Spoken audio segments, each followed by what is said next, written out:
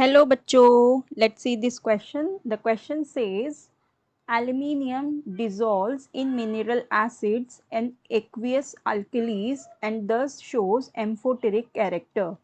A piece of aluminium foil is treated with dilute hydrochloric acid or dilute sodium hydroxide solution in a test tube, and on bringing a burning matchstick near the mouth of the test tube, a pop sound indicates the evolution of hydrogen gas.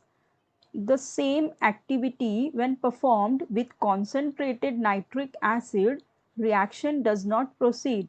Explain the reason. So हमें इस question में क्या बोल रहा है, हमें इस question में ये कह रहा है कि जब aluminium dissolves in mineral acid and equal alkali shows amphoteric character. ठीक है, एल्यूमिनियम जो हमारा ऑक्साइड्स एंड हाइड्रो ऑक्साइड होता है वो कैसा होता है, एम्फोटेरिक होता है. तो जब हम a piece of foil is treated with dilute hydrochloric acid के साथ हम जब इसे ट्रीट करते हैं या डाइल्यूट सोडियम हाइड्रोक्साइड के साथ, सो इन अ टेस्ट ट्यूब, और तो क्या होता है जब मैच स्टिक के near mouth on burning on bringing a burning matchstick near the mouths of the test tube, pop sound हमें इंडिकेट करती है कि मतलब उसमें से हाइड्रोजन गैस इवॉल्व हो रही है. तो अगर सेम चीज़ को हम कॉन्सेंट्रेटेड नाइट्रिक एसिड के साथ करते हैं तो रिएक्शन नहीं होता. ऐसा क्यों, ये हमें एक्सप्लेन करना है. सो फर्स्ट ऑफ ऑल देखो, एल्यूमिनियम क्या है. एल्यूमिनियम एक बहुत ही रिएक्टिव मेटल होता है. ठीक है, aluminium is a reactive metal. ये क्या है, रिएक्टिव मेटल है. और जब ये ऑक्साइड्स एंड हाइड्रो ऑक्साइड बनाता है, मतलब जब ये HCl और NaOH एसिड या बेस के साथ जब रिएक्ट करता है तो ये क्या करता है, H2 गैस इवॉल्व करता है. ठीक है, H2 गैस इवॉल्व करता है. Let's see the reactions also. So when aluminium reacts with acid, now over here this is dilute acid. Okay, ये हमारी डाइल्यूट एसिड है.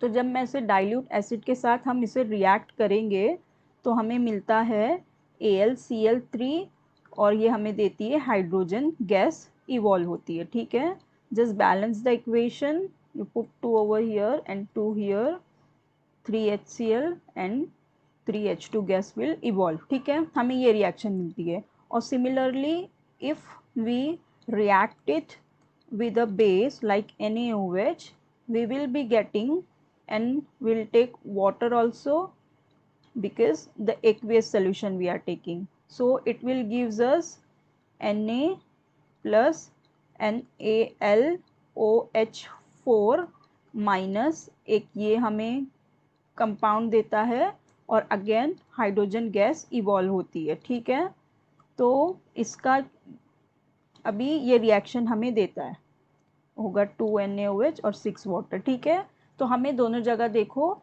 ये हाइड्रोजन गैस दे रहा है, मतलब रिएक्शन हो रही है.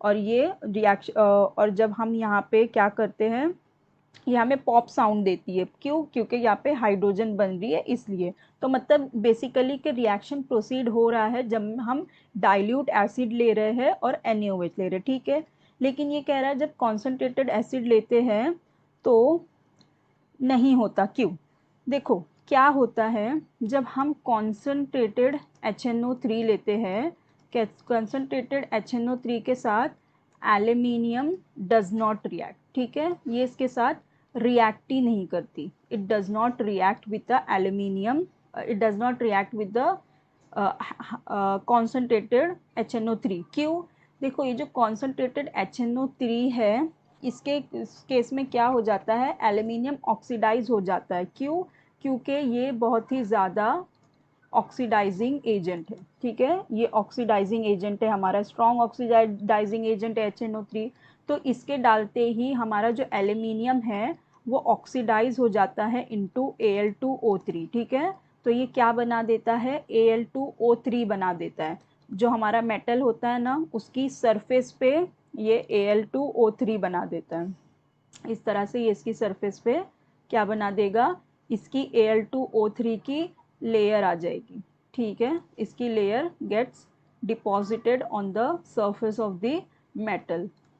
तो ये इस तरह से बना देता है. तो बेसिकली क्या है, aluminium is passive towards acid, ये एसिड के टूवर्ड्स क्या है, very very, they are passive towards acids. So इसलिए ये कॉन्सेंट्रेटेड एसिड के साथ रिएक्ट नहीं करता, इनफैक्ट ये क्या हो जाता है, ऑक्सीडाइज होके Al2O3 की इस तरह से लेयर बना देता है। ठीक है, I hope you understood it well, best of luck, thank you.